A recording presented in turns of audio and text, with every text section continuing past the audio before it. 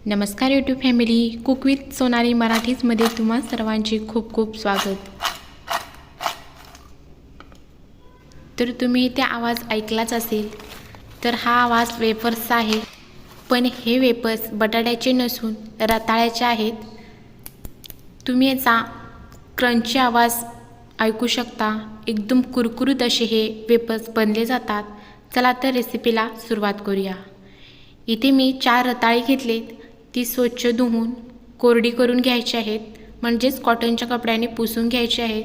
त्याचबरोबर मी त्याच्या दोन्ही बाजू कट करून बाजूला गेले आहेत। आता आपण ह्याचे छान असे वेफर्स काढून घेऊया। व्हिडिओ कुठेही स्किप न करता पूर्ण व्हिडिओ तुम्ही इथे पहा।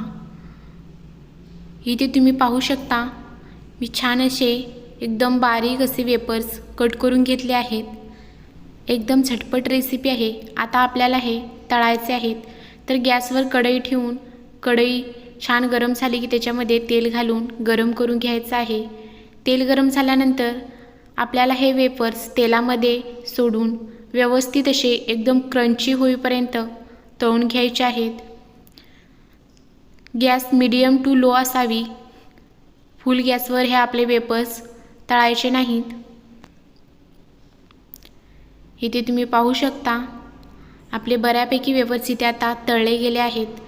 अशा छान छान व्हिडिओंसाठी प्लीज माझ्या चॅनलला सबस्क्राईब आणि लाईक करा। आता हे वेफर्स इथे तळून तयार आहेत। तर आपण हे एका प्लेटमध्ये काढून घेऊन उरलेले जे वेफर्स आहेत ते तळून घेऊया।